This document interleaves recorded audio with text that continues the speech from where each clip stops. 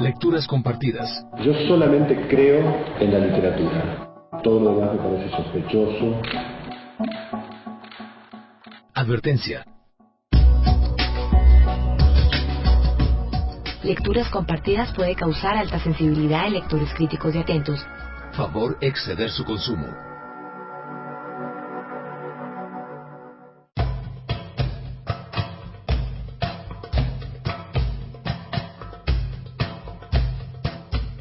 Salam aleikum, o en español, la paz sea con ustedes, apreciados oyentes.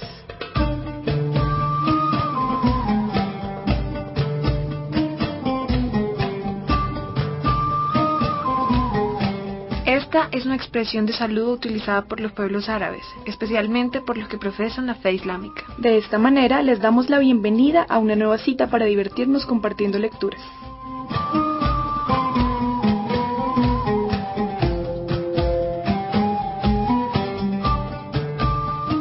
Hoy emprenderemos un maravilloso viaje por los vastos desiertos de Persia, Siria y Egipto. Además, visitaremos las maravillosas ciudades que encontramos en la India y la China. En estos majestuosos lugares transcurren los relatos de una de las obras más importantes y significativas de la literatura universal, Las Mil y Una Noches. En la actualidad, los países de Irán, Irak, Afganistán, Tayikistán y Uzbekistán parecen haber borrado todo rastro de los magníficos lugares en los que transcurrieron estas leyendas. Sin embargo, la impresión que ha dejado las narraciones a lo largo del tiempo en la mente del lector es demasiado poderosa para desvanecer estos lugares con facilidad.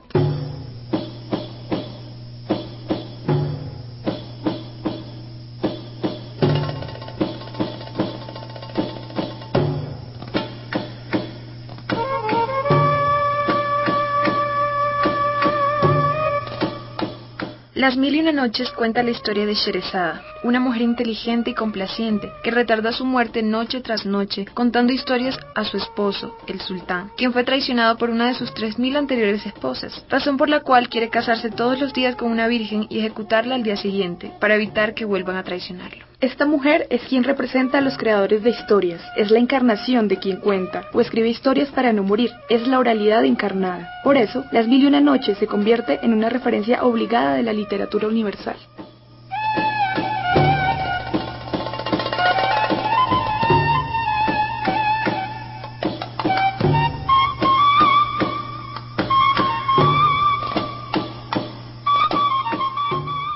Laberinto de laberintos, novela circular e infinita. El número 1000 solía representar la infinitud conceptual entre los grupos matemáticos árabes, por lo que Las Mil y Una Noches son en realidad infinitas. Al agregar uno más a lo infinito, la obra va más allá de lo infinito. Las Mil y Una Noches fue una de las obras que más apasionaron al escritor argentino Jorge Luis Borges. En esta emisión escucharemos al insigne escritor hablando del Oriente, de lo que el Oriente significa para nosotros como occidentales y, por supuesto, de Las Mil y Una Noches y su infinitud. Escuchemos algunas de sus palabras, pronunciadas en su conferencia de 7 noches, noche tercera, Las Mil y Una Noches. El otro le dice que fue uno de los chin que se rebelaron contra Solimán, que Solimán lo encerró en la botella y lo arrojó al fondo de ese mar y puso el sello para que él no pudiera abrirla. Entonces el genio cuenta su historia. Y aquí tenemos un rasgo que es algo muy característico de Las Mil y Una Noches. Y es que estamos en un mundo fantástico, pero ese mundo, sin embargo, es un mundo hecho e imagen y semejanza del hombre. Es decir, se prestan procesos psicológicos a los genios o a los demonios. Y entonces pasan 400 años. Y entonces el genio dice, a quien me libere, yo le daré todo el oro del mundo. Luego, no ocurre nada. Él dice, a quien me dé libertad, yo le enseñaré, por ejemplo, el lenguaje de los pájaros. Bueno, pues no ocurre nada. Y luego así van pasando, él va multiplicando las promesas, él promete casi convertir en un dios al hombre que lo liberte, y un momento en que ya está irritado y dice, bueno, muy bien, al que me dé libertad lo mataré. Ahora escuchemos el recuento histórico que hace Borges de la obra. Él dice, a quien me dé libertad, yo le enseñaré, por ejemplo, el lenguaje de los pájaros. Bueno, pues no ocurre nada. Y luego así van pasando, él va multiplicando las promesas, él promete casi convertir en un dios al hombre que lo liberte, y un momento en que ya está irritado y dice, bueno, muy bien, al que me dé libertad lo mataré, y tengo que cumplir mi juramento. Prepárate a morir, oh mi bienhechor. Durante tanto tiempo dice, alabado sea Dios, y Salomón su apóstol. El pescador le dice, ¿por qué habla de Salomón? Salomón ha muerto hace tiempo. Y entonces le dice que no, que el apóstol ahora es Muhammad, Mahoma. Y pregunta al otro por qué está encerrado en la botella. Y el otro le dice que fue uno de los jinn que se rebelaron contra Solimán, que Solimán lo encerró en la botella y lo arrojó al fondo de ese mar y puso el sello para que él no pudiera abrirla. Entonces el genio cuenta su historia. Y aquí tenemos un rasgo que es algo muy característico de las mil y una noches. Y es que estamos en un mundo fantástico. Pero ese mundo, sin embargo, es un mundo hecho a imagen y a semejanza del hombre. Es decir, se prestan procesos psicológicos a los genios o a los demonios. Y entonces pasan 400 años. Y entonces el genio dice, a quien me libere, yo le daré todo el oro del mundo. Luego, no ocurre nada. Él dice, a quien me dé libertad, yo le enseñaré, por ejemplo, el lenguaje de los pájaros. Bueno, pues no ocurre nada. Y luego así van pasando, él va multiplicando las promesas, él promete casi convertir en un dios al hombre que lo liberte, y hay un momento en que ya está irritado y dice, bueno, muy bien, al que me dé libertad lo mataré, y tengo que cumplir mi juramento. Prepárate a morir, oh mi bienhechor. Durante tanto tiempo dice, alabado sea Dios y Salomón, su apóstol. El pescador le dice, ¿por qué habla de Salomón? Salomón ha muerto hace tiempo. Y entonces le dice que no, que el apóstol ahora es Muhammad, Mahoma.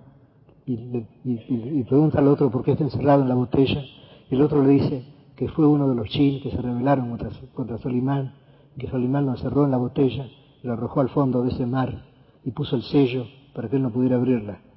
Entonces el genio cuenta su historia. Y aquí tenemos un rasgo que es algo muy característico de las mil y una noches. Y es que estamos en un mundo fantástico.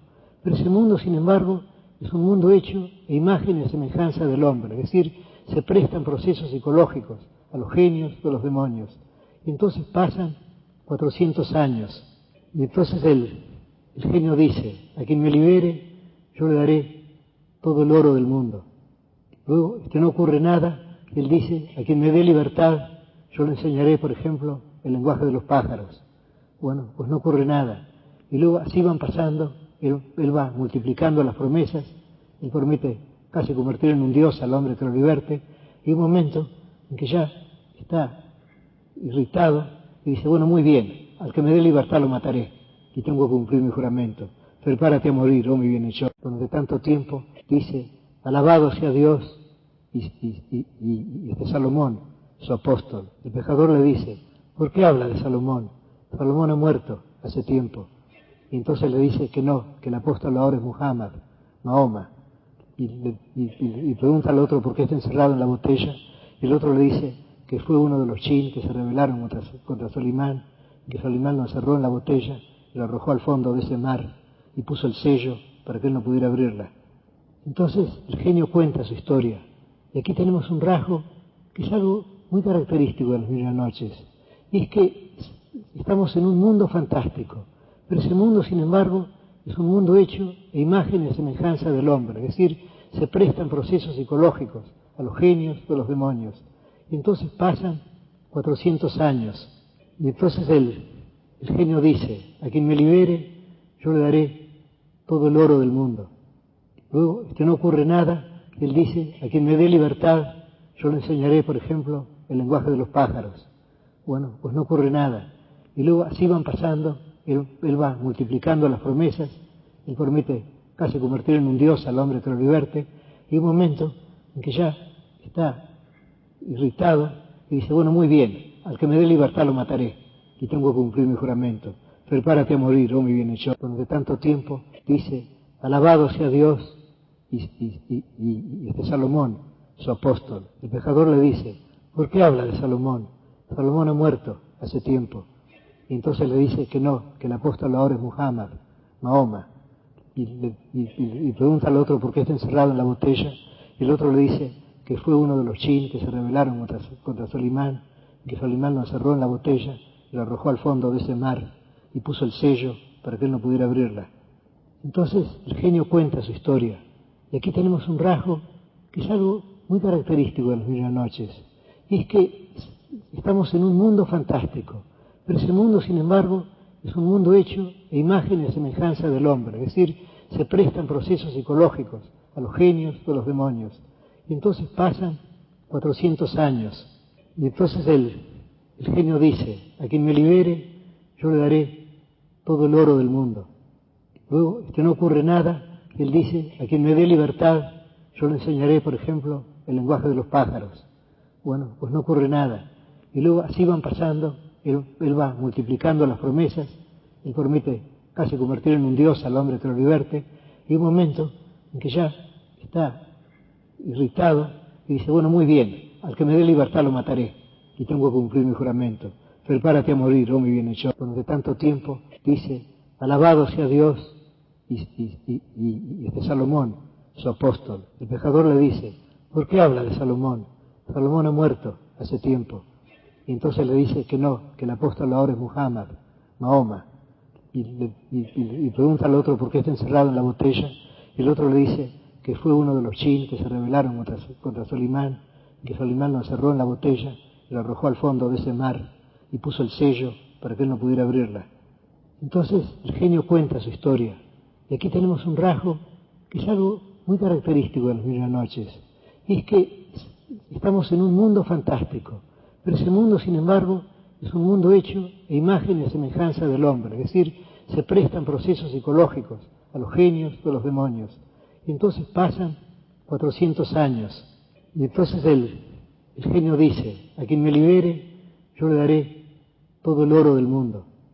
Luego, no ocurre nada, y él dice, a quien me dé libertad, yo le enseñaré, por ejemplo, el lenguaje de los pájaros. Bueno, pues no ocurre nada. Y luego así van pasando, él va multiplicando las promesas, él promete casi convertir en un dios al hombre que lo liberte, y un momento en que ya está irritado y dice, bueno, muy bien, al que me dé libertad lo mataré, y tengo que cumplir mi juramento. Prepárate a morir, oh mi bienhechor. Durante tanto tiempo dice, alabado sea Dios, y Salomón, su apóstol. El pecador le dice, ¿por qué habla de Salomón? Salomón ha muerto hace tiempo. Y entonces le dice que no, que el apóstol ahora es Muhammad, Mahoma. Y pregunta al otro por qué está encerrado en la botella. Y el otro le dice que fue uno de los jinn que se rebelaron contra Solimán, que Solimán lo encerró en la botella y lo arrojó al fondo de ese mar y puso el sello para que él no pudiera abrirla. Entonces el genio cuenta su historia. Y aquí tenemos un rasgo que es algo muy característico de las mil y una noches. Y es que estamos en un mundo fantástico, pero ese mundo, sin embargo, es un mundo hecho a imagen y semejanza del hombre, es decir, se prestan procesos psicológicos a los genios o a los demonios. Y entonces pasan 400 años, y entonces el genio dice, a quien me libere, yo le daré todo el oro del mundo. Luego, no ocurre nada, y él dice, a quien me dé libertad, yo le enseñaré, por ejemplo, el lenguaje de los pájaros. Bueno, pues no ocurre nada. Y luego así van pasando, él va multiplicando las promesas, él promete casi convertir en un dios al hombre que lo liberte, y un momento en que ya está irritado y dice, bueno, muy bien, al que me dé libertad lo mataré, y tengo que cumplir mi juramento. Prepárate a morir, oh mi bienhechor. Durante tanto tiempo dice, alabado sea Dios, y Salomón, su apóstol. El pecador le dice, ¿por qué habla de Salomón? Salomón ha muerto hace tiempo. Y entonces le dice que no, que el apóstol ahora es Muhammad, Mahoma. Y pregunta al otro por qué está encerrado en la botella. Y el otro le dice que fue uno de los jinn que se rebelaron contra Solimán, que Solimán lo encerró en la botella y lo arrojó al fondo de ese mar y puso el sello para que él no pudiera abrirla. Entonces el genio cuenta su historia. Y aquí tenemos un rasgo que es algo muy característico de las mil y una noches.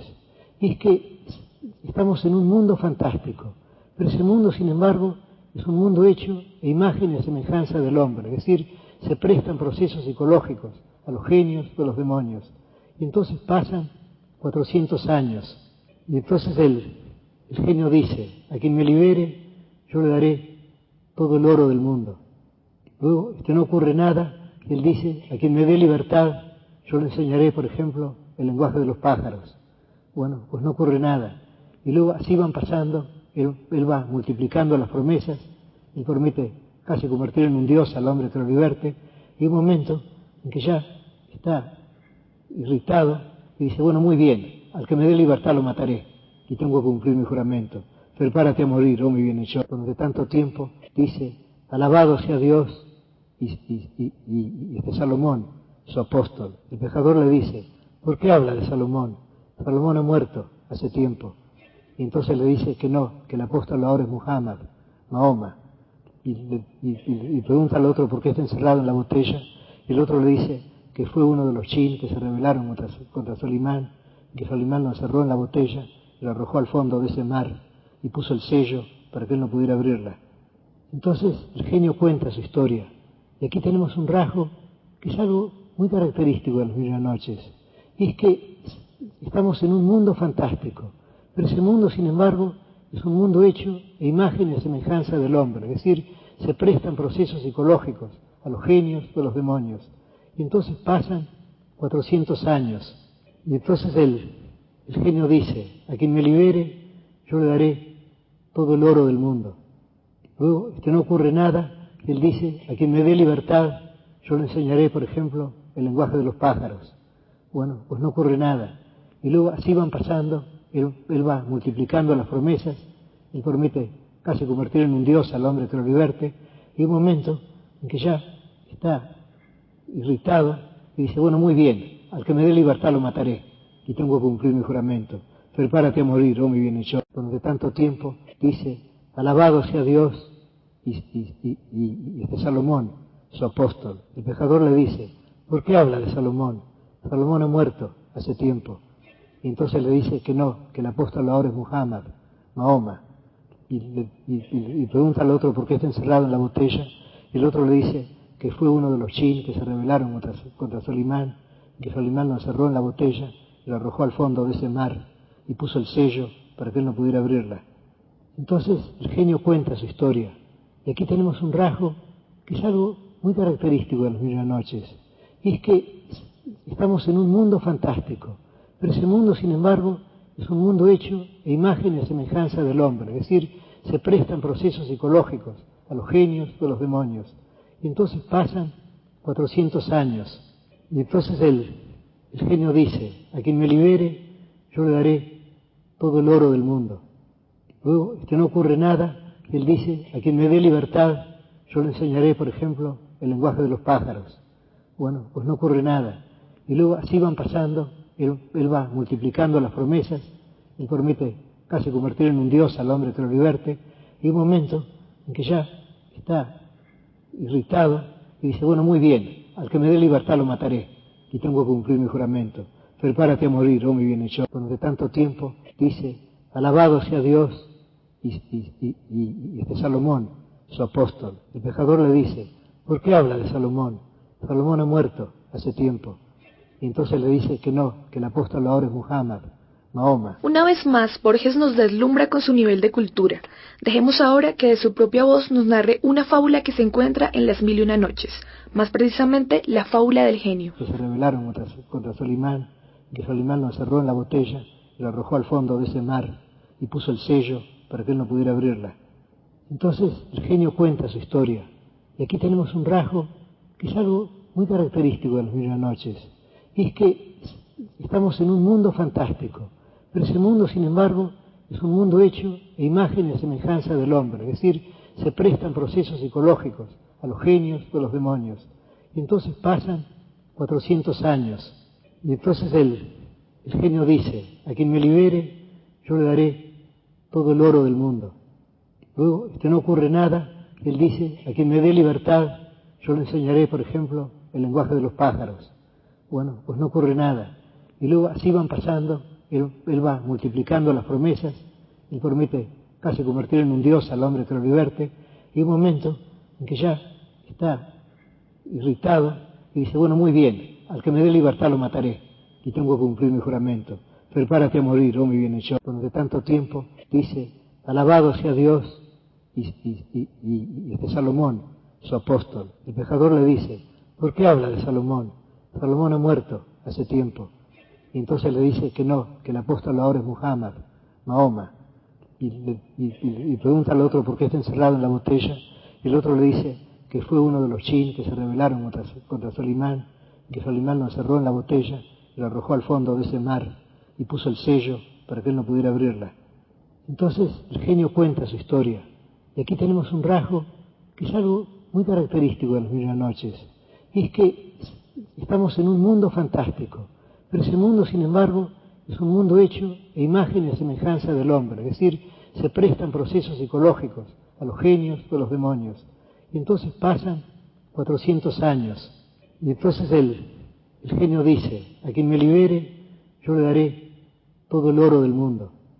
Luego, no ocurre nada, y él dice: a quien me dé libertad, yo le enseñaré, por ejemplo, el lenguaje de los pájaros. Bueno, pues no ocurre nada. Y luego así van pasando, él va multiplicando las promesas, él promete casi convertir en un dios al hombre que lo liberte, y un momento en que ya está irritado y dice: bueno, muy bien, al que me dé libertad lo mataré, y tengo que cumplir mi juramento. Prepárate a morir, oh mi bienhechor. Es decir, tenemos este rasgo de mal humor del genio, que es extrañamente humano y de algún modo querible. Y el pescador está aterrado, le pide al otro que no lo mate, y luego finge descreer de su historia, le dice: sí, pero lo que me has contado no es cierto. ¿Cómo tú, cuya cabeza toca el cielo y cuyos pies tocan la tierra, y que eres tan vasto y tan gigantesco, puedes haber estado encerrado, puedes haber sido prisionero de este pequeño recipiente de cobre? Entonces el otro le dice: hombre de poca fe, vas a ver, se reduce, entra en la botella, y entonces naturalmente el pescador la tapa otra vez.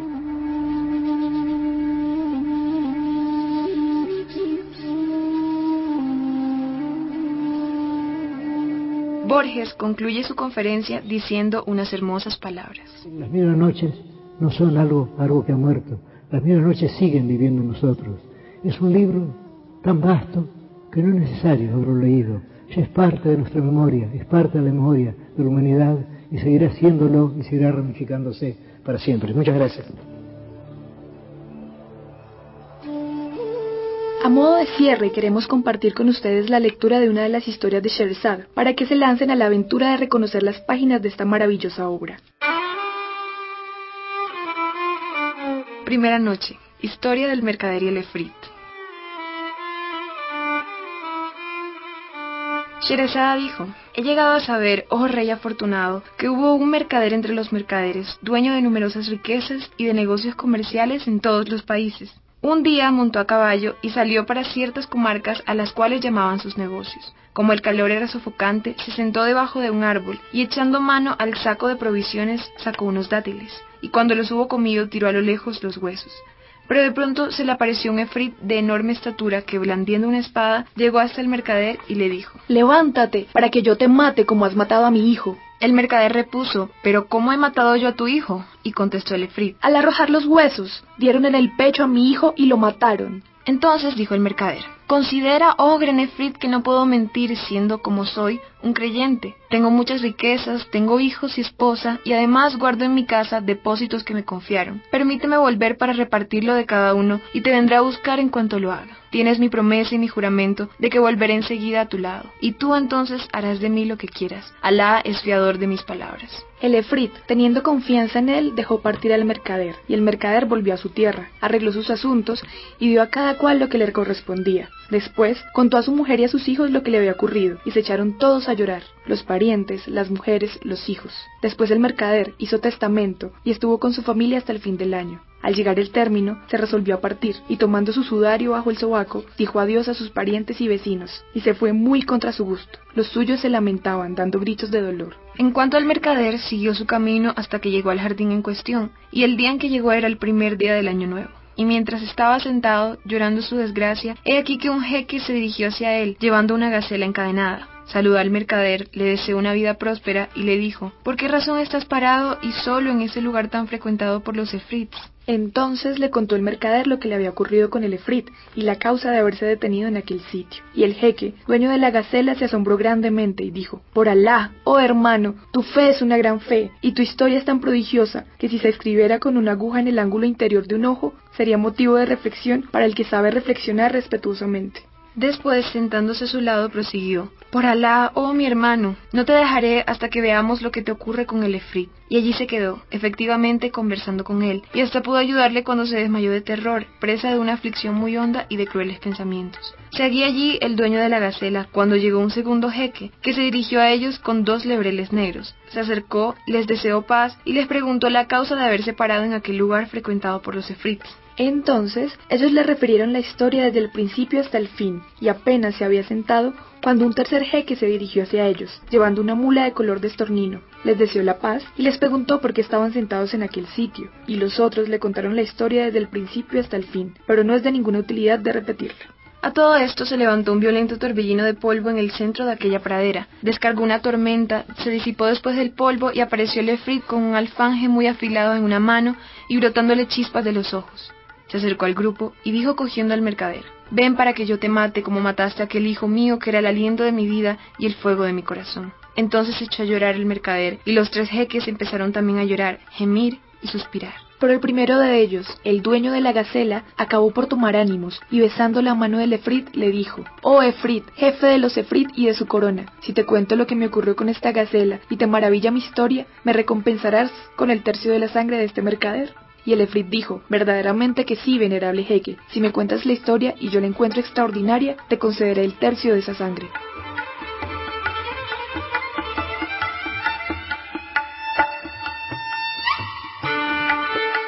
De esta manera hemos llegado al final de esta emisión. De nuevo, extendemos la invitación para que se sumerjan en las maravillosas historias que se encuentran depositadas como tesoros en las páginas de esta obra. No olviden comunicarse con nosotros, recomendarnos temas, lecturas, darnos sus opiniones sobre este programa. Nuestro correo electrónico es lectucompartida@unal.edu.co o pueden visitar nuestro perfil en Facebook, Lecturas Compartidas UN Radio. También pueden escuchar cualquiera de nuestros programas en la página www.unradio.unal.edu.co. Los acompañaron en la producción Edgar Guasca, libreto Cristian Hidalgo y Daniel Moreno, locución Natalia Ruiz y quien les habla Diana Castro.